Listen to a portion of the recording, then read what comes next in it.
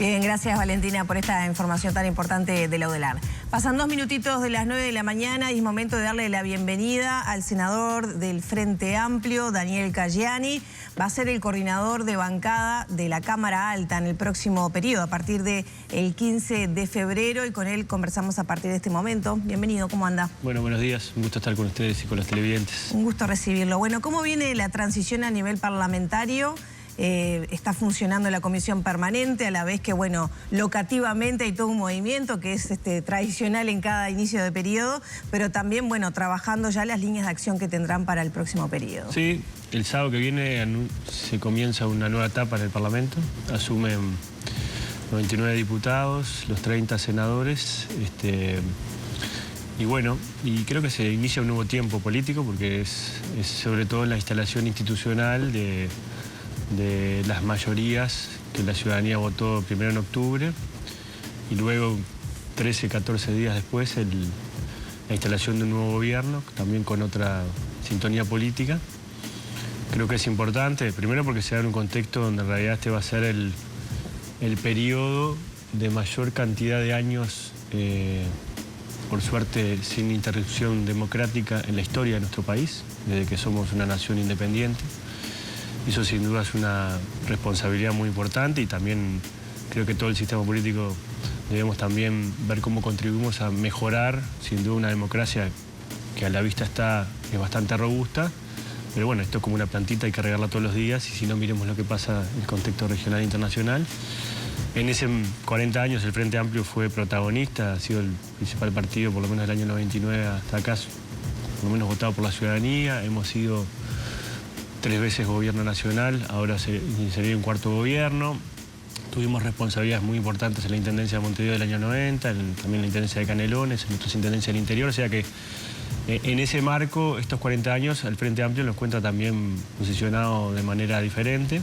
Y bueno, creo que también con el compromiso y la responsabilidad de iniciar un tiempo nuevo, donde en realidad hay que tener las orejas bien grandes, quizás la boca un poco más chica, para escuchar un poco más y también hablar un poco menos, por lo menos anunciar un poco menos. Yo creo que sin duda la palabra es muy importante porque entre otras cosas la palabra nos sirve para encontrarnos entre los que pensamos diferentes, comprender los argumentos de cada uno de los lados sobre las diferentes visiones que existen sobre los temas. Pero bueno, también el Parlamento Nacional va a tener exigencias importantes porque en realidad estamos cerrando una etapa que ha sido la peor etapa del Parlamento, creo que de la transición democrática hasta aquí. ¿Por qué? De muchos desencuentros, sí, de muchos desencuentros, de poco diálogo entre el gobierno, entre las fuerzas que integran la coalición de gobierno, pero poco diálogo entre el gobierno y la oposición. Recuerdo el presidente actual diciendo que en realidad no sabía quién era el Frente Amplio, ¿no? Es decir, y en ese marco fue donde se desarrolló toda la actividad parlamentaria y en realidad hubo muy poco diálogo entre una mitad y la otra del país. Creo que eso no es bueno porque eso no sucede ni en un boliche, ni en la esquina de nuestros barrios. En realidad uno habla con uno que es de Nacional, otro que es de Peñarol, más allá de las chanzas, sobre todo por la cantidad de años que Peñarol no gana un clásico. En realidad siempre uno tiene cierta mirada común sobre determinados temas. Lamentablemente este periodo fue espantoso en ese sentido y esperemos que el 15 empiece un periodo ¿Por responsabilidad de las dos partes o solamente del gobierno? Siempre hay una responsabilidad de las dos partes. En realidad para bailar siempre se necesitan dos. Pero bueno, siempre como en el truco hay uno que es mano, ¿no? Y bueno, y tiene que también dar señales. Ahora Caggiani en el sentido como que este fue un gobierno bastante reacio a buscar caminos de entendimiento, más bien te generaba los hechos consumados, una ley de urgente consideración de 15 artículos. ¿Por eso se desprende que la orden venía siempre desde el Ejecutivo en nombre del presidente? Yo creo que más que orden, creo que era un estilo de conducción, ¿no? Un estilo de conducción muy centralizado en el presidente de la República, que no dialogaba entre la propia coalición, eso lo dicen los propios integrantes de la coalición, que centralizó todo en la presidencia de la República y los ministerios quedaron como palo de escoba, ahí nadie sabía mucho qué hacían. Eso tiene cosas positivas porque seguramente para la imagen del presidente fue muy positivo, pero tuvo cosas negativas porque en realidad el gobierno fue muy malo, ¿no? Sin embargo, no es lo que se sostiene, sobre todo por parte del presidente y el resto de los integrantes del gobierno, que señalan que, por ejemplo, para todo lo que tuvo que ver con la seguridad social se convocó a un diálogo, a diversas conversaciones. Sí, hay instancias formales. Después hay que darle sustancia y contenido. Yo puedo venir acá y decir que esto es una entrevista y hablar yo, hacer un monólogo, ¿no? O aceptar el intercambio, aceptar preguntas que incomodan. Es la misma instancia, pero son formas diferentes de encarar. Yo creo que en ese sentido este gobierno utilizó mucho algunas instancias como para decir que había un ropaje de diálogo, pero en realidad era más bien una imposición y sobre todo generar el hecho consumado de que existía algo. Yo creo que ese no es una buena forma de gobierno.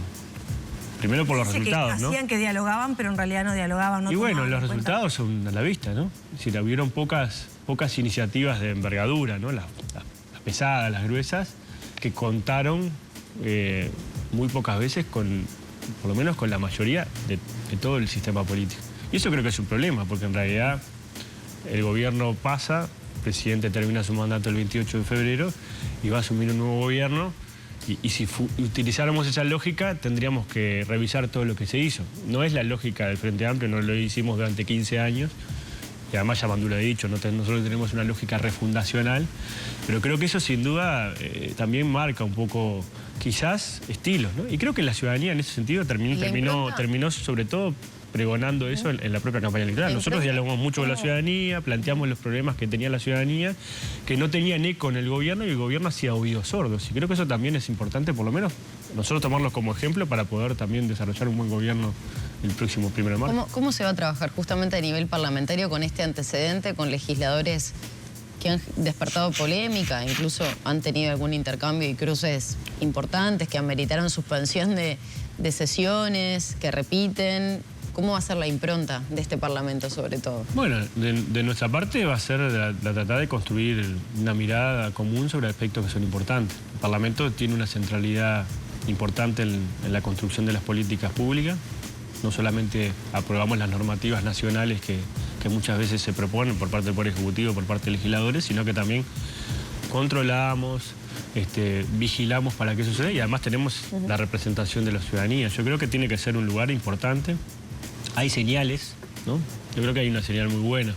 La bancada del Frente Amplio, la vicepresidenta, junto con la bancada del Frente Amplio, ya convocamos para el 17 de febrero la primera reunión interpartidaria con todos los partidos políticos que tienen representación parlamentaria, desde el Partido Nacional hasta Salles, todos y cada uno de los partidos, tanto en la Cámara de Diputados como en el Senado, a una reunión el 17 a las 2 de la tarde, justamente para fijar una hoja de ruta sobre algunos temas que a nosotros nos parece importante. Primero, nada más y nada menos que ver cómo nosotros completamos la integración de los organismos, de los servicios centralizados, las empresas públicas. Ahí hay una puntería importante. Primero porque el gobierno tiene las mayorías para votar las veñas de manera autónoma, pero nosotros queremos que la oposición también esté integrada en cada uno de esos lugares, no solamente para controlar, sino también para poder gestionar. Y después construir una hoja de ruta también para fortalecer los organismos de contralor, ¿no? El Tribunal de Cuentas, la Corte Electoral. ¿Qué es fortalecer? Bueno, generar un mecanismo donde estemos todos... ¿Cambiar los integrantes? Claro, sí, sin duda. Y que se reflejen las mayorías necesarias que hoy existen en nuestro país, que también son importantes. ¿La Fiscalía General de la Nación va a ser otro tema? La Fiscalía, si bien no es un organismo de control, también es un organismo que sin duda necesita salir de esa lógica de tener un subrogante que se hace cargo. Eso me parece que también es importante. Necesitamos 2/3 para eso y también es importante. ¿Ya están dialogando sobre ese aspecto que ha sido polémico? Bueno, es la idea. Nosotros lo que queremos justamente es eso. En este caso el gobierno es vano. Nosotros vamos a plantear nuestra voluntad de poder llegar a los 2/3 necesarios para poder tener un fiscal o una fiscal de corte votada por todo el Parlamento Nacional y también la Suprema Corte de Justicia y todo, bueno, el Tribunal de lo Contencioso Administrativo. Todo eso tiene que tener una hoja de ruta porque también hay, sin duda, momentos, ¿no?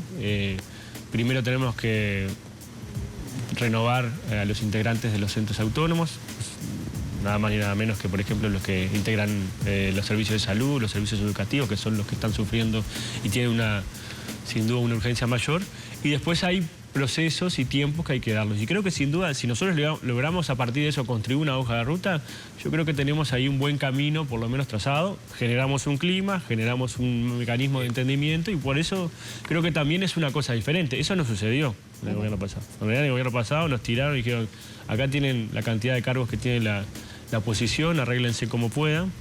Y nosotros estamos planteando otra lógica. No quiere decir que el resultado sea diferente, pero me parece que por lo menos se parte de un punto de partida diferente. Cayani, algo que sí sucedió en esta legislatura que está terminando es una costumbre que adoptó el presidente de la República en ir a rendir cuentas al Parlamento una vez por año. Iba 1, 2, 3 de marzo, iba y hacía una rendición de cuentas. ¿Ustedes van a sugerirle a Yamandu que haga lo mismo? Sí, no sé, la verdad que es un tema más de estilo. No está ni en la Constitución de la República, era más bien una especie de gran acto que se armaba todos los 1 de marzo. Bienvenido sea que se haga en el Parlamento Nacional, yo no lo veo mal. Pero bueno, es más bien tema de estilo. Lo que sí la Constitución exige es que haya un mensaje del Poder Ejecutivo acerca de cuál ha sido el avance.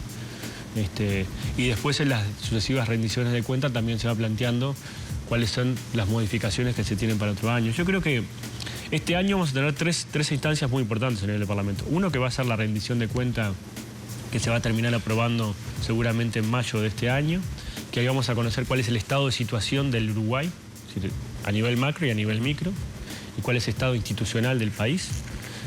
Esa discusión si tenemos una Ferrari o un Fitito, yo creo que no es ninguna de las dos cosas, pero tenemos un auto que tiene que entrar a service porque tiene bastantes problemas, tiene el motor fundido en algunas áreas, tiene las gomas desinfladas, y hay cosas y hay algunos remiendos que hay que hacer las chapas para que siga funcionando. Y bueno, creo que eso sin duda eso es un elemento. Y bueno, yo creo que en algunas áreas fundimos biela, ¿no? Sí, por ejemplo. A ver, en lugares que hacen el tema de la inseguridad, sin duda, ¿no? El Uruguay es más violento que hace 5 años atrás, los asesinatos no han parado de crecer en términos porcentuales, hay áreas que tienen que ver incluso con los delitos contra la propiedad, como quieren decir las estafas electrónicas, que se han aumentado casi un 300%, y ahí estamos corriendo de atrás. Hay elementos que hacen sin duda al desarrollo del crimen organizado, el narcotráfico en nuestros territorios, que sin duda también es muy complejo, y ahí creo que hay casi una luz negra, no, por lo menos roja o amarilla encendida.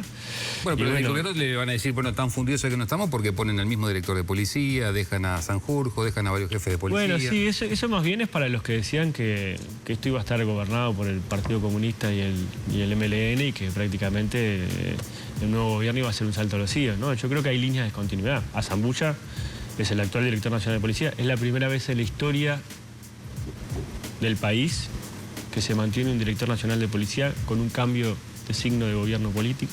Eso habla muy bien de las cualidades profesionales de Azambulla, porque Azambulla además fue director de la Policía Científica cuando nosotros gobernábamos, y creo que es un muy buen profesional. Entonces la gestión de este gobierno no fue tan mala en materia de seguridad, si hay continuidad en algunas líneas. A nivel de los resultados, sí. Y sobre todo se cambiaron en los últimos tiempos algunas sintonías. No es lo mismo lo que decía Heber, que lo que dice hoy Martinelli. Lo que dice hoy Martinelli, no lo que hace, se parece un poco más a la estrategia de seguridad y convivencia del Frente Amplio, ¿no? Ahora le dicen estrategia dual. Pero bueno, creo que lo que hay que también tener ahí una mirada especial. Después a nivel de los números macro, ¿no? Es decir, hay sin duda toda una discusión acerca de cuáles son los números reales. Hay un nivel de endeudamiento del país mucho más alto, 11% del PBI o 11 puntos más del PBI en términos de endeudamiento externo. Hay un déficit fiscal parecido al año 2019, con una deuda social un poco mayor, porque en realidad tenemos más pobres, tenemos personas que si bien han conseguido trabajo pero tienen salarios más reducidos, y sin duda la situación del contexto social es más complejo, y ni que hablar la situación institucional, ¿no? Porque en realidad se ha instalado en estos últimos tiempos, yo le digo el operativo Taco Fischer, ¿no? En algunos organismos del Estado, quienes además descreen, por lo menos en términos discursivos, el ingreso de los funcionarios públicos a través en el Estado o en algunas áreas, han intentado atornillar funcionarios designados de manera directa, incluso de confianza política en algunas áreas. ¿Se refiere a ACE? Y como en el caso de algunos otros lugares. Entonces, sin duda, creo que esos son elementos que también hacen el estado de situación del país que vamos a recibir, que sin duda también marcan después lo que va a ser la discusión sobre el presupuesto quinquenal, que va a ser nada más ni nada menos que poner en en órbita y sobre todo en un plan económico-financiero las principales líneas de trabajo que vamos a tener, que tienen que ver con el crecimiento, el fomento de la producción nacional, el trabajo nacional, que la gente tenga salud, que la gente tenga educación, que haya inclusión y sobre todo que la gente esté más segura. Y eso van a ser las líneas principales. Cayani, ahora, en el primer año, donde ya tienen, digamos, acotado el presupuesto y el margen de maniobra será la rendición de cuentas, como usted mencionaba, ¿qué prioridades concretas va a haber? No sé, usted mencionaba seguridad, ¿qué pasa con la pobreza infantil, por ejemplo? Bueno, yo creo que sí, sin duda esos son elementos que hay que ver cómo le ponemos curitas a situaciones que son sin duda muy angustiantes, mientras que podemos ir resolviendo las cuestiones más estructurales. Creo que ahí sin duda los temas de inclusión, la necesidad de poder focalizar algunos planes en materia sobre todo de blindar la infancia, que este gobierno habló mucho de blindar la infancia, pero es el gobierno que creció más la pobreza infantil en los últimos 20 años. Creo que sin duda son temas que hay que ver cómo atendemos. Cómo reincorporamos a muchos gurises y gurisas que terminaron excluidos del sistema educativo, cómo hacemos para que se pueda mejorar los niveles de atención en salud, que hoy sin duda, tanto en el Esas sistema van a ser las público prioridades para los esos primeros son pasos a los nivel primeros parlamentario.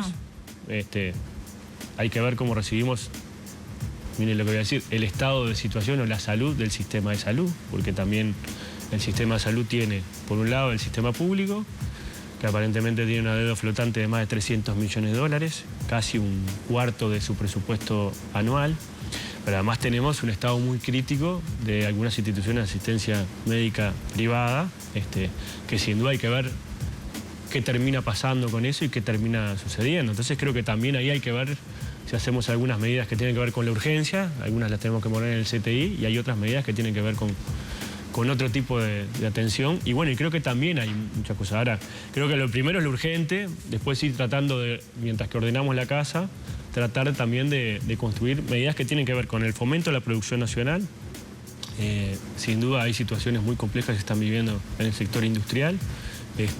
Y bueno, y eso también nos preocupa porque nada más y nada menos tiene que ver con el trabajo nacional, el trabajo en un sector muy importante que nada más ni menos que el sector industrial, que genera además muy buenos ingresos para sus trabajadores y también buenas divisas para el Uruguay.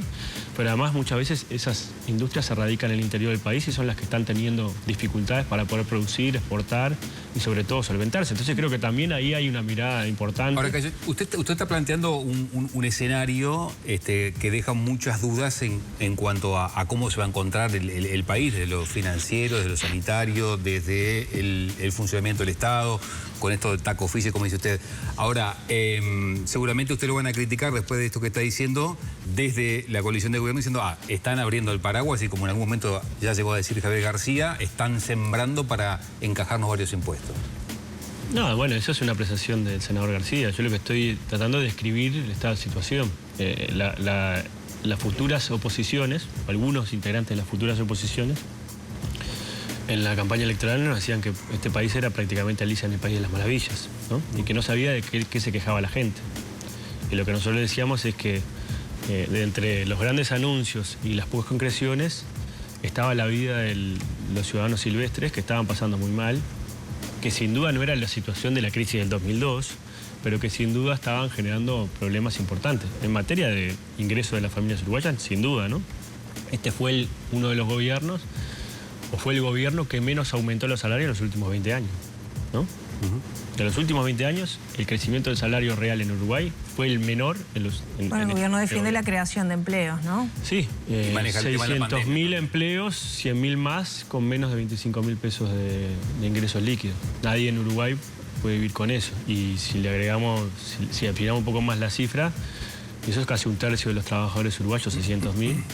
Y si le agregamos, si le afinamos la mirada, en realidad hay casi 2/3 de los jóvenes que consiguen trabajo, porque en realidad 1 de cada 4 no consiguen trabajo, que también ganan menos de 25.000. Entonces, entre los grandes números o en las grandes indicadores a veces se ahogan los petizos. Entonces nosotros no estamos preocupados también por los petizos o por los que están quedando excluidos o están quedando más lejos de eso. Y creo que sin duda cuando uno se pone la mirada solamente en los grandes números y no ve la realidad concreta, muchas veces termina pasando eso. ¿Qué quiere decir con esto? Que en realidad el escenario es de mucho esfuerzo y de mucha responsabilidad. Nosotros lo dijimos en campaña electoral y lo estamos reafirmando ahora. No es que estemos diciendo algo nuevo, ¿no? Es decir, en realidad en esto tenemos trazabilidad y resistimos el archivo. Lo que sí es verdad es que hay que ver cómo esto se puede enderezar. Primero para que la gente que tiene una expectativa importante, hay una esperanza en Uruguay, se abre un nuevo tiempo el 15 de febrero, también pueda ver reflejado parte de sus esperanzas en estas nuevas iniciativas que se van a tener que adelante, pero también nosotros tenemos que ser sinceros y no demagógicos, diciendo que vamos a hacer y le vamos a vender espejitos de colores, porque en la campaña electoral también así lo hicimos, ¿no? Bien, Cayani, el tema presupuestario y tributario es materia privativa, obviamente, del Poder Ejecutivo, y seguramente O'Donnell ya tiene en la cabeza el armado del presupuesto. ¿Ustedes van a tener, o mejor dicho, van a pedir alguna participación, no para elaborar el presupuesto, pero sí para estar informados de cómo viene la justamente distribución, inciso por inciso, a la hora de facilitar la discusión en el Parlamento? Y no, esto es un equipo, ¿no? Hay algunos que jugamos en el Parlamento, otros que juegan en el Poder Ejecutivo, pero bueno, esto ha sido así visto por parte de la fuerza política. Nosotros, cuando se pueda empezar a encaminar la discusión sobre las prioridades presupuestales del próximo gobierno, seguramente vamos a trabajar con el Poder Ejecutivo, cada oficialista, para tratar de elaborar, sin duda, las principales punterías. O sea, van a tener participación. Sí, por supuesto. Cada uno en su métier, ¿no? Sí. Yo no soy ministro de Economía, hay definiciones que tienen que tomar los compañeros que están designados para eso. Ellos no son parlamentarios y tampoco van a estar en la discusión parlamentaria desde el punto de vista del trabajo en la bancada, pero creo que sí, sin duda, tiene que haber una mirada común, porque en realidad en este barco estamos todos juntos y además estamos todos también muy comprometidos. No, y evitar líos internos después cuando tengan que discutirlo. Siempre hay tironeos, porque en realidad siempre las sábanas son un poco más cortas de las posibilidades y sobre todo las necesidades que tiene la ciudadanía. Pero bueno, también hay que verlo en perspectiva, ¿no? Cómo nosotros, al mismo tiempo que vamos focalizando algunos recursos y atendiendo algunas urgencias, vamos construyendo también mecanismos de crecimiento económico que nos permitan tener mejores niveles de inversión, actividad económica, salarios, eso genera consumo, eso genera también actividad y al mismo tiempo genera ingresos para el Estado. Ese es un círculo virtuoso que lamentablemente en este periodo se cortó por diferentes motivos y bueno, hay que ver cómo eso se puede retomar. Pero bueno, yo creo que ahí hay una batalla también importante. La rendición de cuentas en mayo es una, el presupuesto quinquenal, y después vamos a tener otras batallas a nivel parlamentario. Vamos a tener sin duda la necesidad de designar un nuevo comisionado parlamentario para el sistema carcelario. Termina su mandato el doctor Petit, lamentablemente no lo podemos reelegir, ya tiene su segundo mandato. Ahí tenemos que tener también una mirada común y también tener un acuerdo interpartidario. Lo hemos tenido cuando se han designado los anteriores comisionados parlamentarios y no nos hemos equivocado. Tanto el doctor Garcés como el doctor Petit han sido muy buenos comisionados parlamentarios. Pero bueno, también hay desafíos del sistema político y yo creo que lo importante aquí es tratar de trabajar con todos. Nosotros lo que vemos es que hay un camino y sobre todo una oportunidad para que las diferentes oposiciones y el gobierno nacional se pueda poner de acuerdo en diferentes temas, con diferentes matices y sobre todo con diferentes punterías. Cayani, hay muchos desafíos, así que habrá más temas para seguir charlando. Bueno, muchas gracias. A las órdenes y siempre es un gusto poder estar acá.